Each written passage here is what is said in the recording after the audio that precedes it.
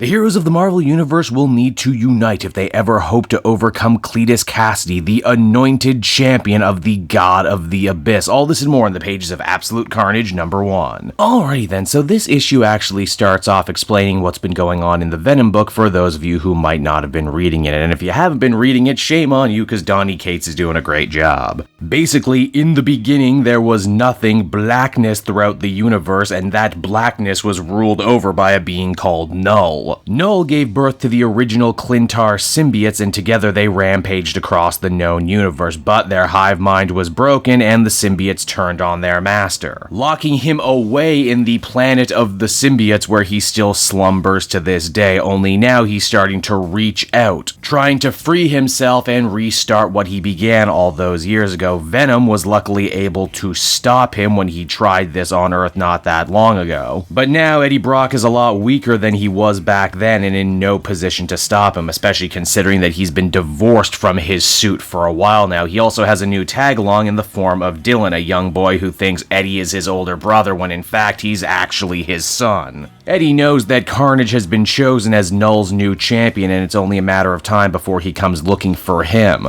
Eddie hopes to take him and his son to lay low for a little bit before they can properly conduct a plan, but as is always the case, that plan doesn't come to fruition as Cletus for once thought ahead, framing Eddie for murder over at Rikers Island. I know it's been a while, but that story actually took place in the Free Comic Book Day issue. Now, Eddie starts getting paranoid and seeing people following him all over the place. He tries to escape down in the subway only to be met by Cletus, who decides to forego a traditionally operatic death by just letting Eddie and his kid get splattered by the train. Luckily, the Venom symbiote comes back to help out its master, having been repaired following the events of War of Realms. Believe it or not, it's not the most happy reunion for Eddie and the symbiote. He was actually getting by without it, and they've had a lot of trust issues over the last little bit. Still, Eddie's not going to look a gift Clintar in the mouth, especially when he needs all the help he can get fending off Carnage's new horrifying Grendel form. It's made abundantly clear that a bunch of the old symbiote tricks aren't going to work on Carnage anymore. He's been touched by a Lovecraftian horror, and because of that, he's much stronger than he ever was. Granted, Eddie has changed a lot too since the last time they fought. He's not nearly as selfish anymore. He actually has something and someone to fight for, and because of that, he makes the very heroic or very stupid, depending on how you choose to look at it, move of grabbing the third rail. Seems electricity still hurts symbiotes. Eddie's now pretty much half dead just from this one little run-in with Carnage. The suit takes over and basically autopilots Eddie and his kid to the only person in New York who might be able to help. Maybe the only person who could properly understand, and that would be Peter Parker Spider-Man. Admittedly, it's a lot for the webhead to take, and okay, Carnage is back. He's more powerful than ever. He's going after everyone who's ever had a symbiote before to steal their spinal column and the little piece of symbiote that's implanted on them.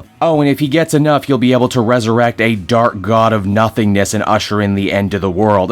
Must be a day that ends in Y in Marvel's New York. What's great about this scene is Spider-Man is actually more concerned about the fact that Eddie has a kid who he's not actually telling is his father. After all, Spider-Man can relate to growing up without really knowing his own father. Carnage sends his next message via the news. A massive grave is discovered in the heart of New Jersey, where a bunch of corpses have been reburied, all people who just so happen to have had symbiotes when they were alive, like the old mob boss Venom, a bunch of people from the Life Foundation, and even the newly dead General Ross. The heroes figure the only way they're going to stop Carnage in this situation is to find all the people with symbiote codices in them and remove it, destroying them so Carnage can't get his grubby red hands on them. The only problem is that they would need someone incredibly Reed Richards level smart to build a machine capable of doing all of this, and they would need it to have been built yesterday. Luckily, Venom knows just the person, the Maker. He had tried to remove Venom's symbiote back in a previous issue, and well, that machine is still in use. What's truly brilliant about this scene is that this is actually the first time in continuity Spider-Man has actually met the evil Ultimate Universe Reed Richards, and he doesn't know what to make of him. He's not even sure that he's evil right out the gate. So, they have a machine, they have a plan, all they need now is to actually test it, and Peter thinks maybe they should use his godson, Norman Osborn had infected the poor kid with a bit of the Carnage symbiote. At the end of Dan Slott's run, Spider-Man really wants to protect the kid, but at the same time, they're not sure if they can trust the Maker's machine. Maybe not with someone so important. Of course, they do have other Osborns they could use. Norman Osborn, as we discover, is still locked up in Ravencroft Asylum following his time as the Red Goblin, and he has not been taking it very well. It seems that a lot of Cletus Kasady's personality imprinted on him during his time in the costume. Norman was always crazy, but now he's crazy to the 10th power. Venom and Spider-Man decide to pay a visit to the asylum, and they even run into John Jameson, aka the Man-Wolf, aka son of J. Jonah Jameson. Jameson and Venom actually have a bit of bad blood left over from the last Carnage miniseries, and I gotta respect Donny Cates for remembering all of this. Now, the plan should have been simple: grab Norman, test out the machine, and save the day, but what neither of our heroes could have known is that John Jameson has already been touched by Carnage and Null, meaning that he leads our heroes into a trap and even lets Norman out of his cell so he can start corrupting all the other inmates of the asylum, turning them into horrifying symbiote thralls. This leads to a massive brawl between everyone involved, Spider-Man going out of his way to make sure Venom doesn't actually kill any of these people. Oh sure, they're criminals in an asylum, but you know, they're still people too. And after that, things really start going from bad to worse. Venom and Spider-Man get cornered, come face to face with Norman, who has sprouted Cletus Kasady's haircut, before eventually being reintroduced to the redneck man himself, Carnage, who has come to not only claim Norman Osborn's part of the Codex, but to also reawake the Red Goblin inside him. And it's on that note the comic comes to a close. So that's Absolute Carnage issue number 1, everybody, and I gotta say, you get a lot of comic in this comic. A lot of the stuff that Donny Cates has spent the better part of a year painstakingly building up in the Venom book are really starting to pay off here in this crossover event, but even if you haven't been reading it, I think you can still enjoy it. There's a lot of fun references and callbacks to Maximum Carnage and the long and weird history of Venom and symbiotes in Marvel Comics, and you know that's only going to keep going. This also might very well be some of Ryan Stegman's finest work to date. He gets to draw so many characters, and they're all so gross and horrifying. It really helps hit home the fact that this story, much like the Venom solo book, is a horror series. Overall, I'd give this an 8.5 out of 10. I really enjoyed it, and I hope the series can keep this type of manic energy moving forward.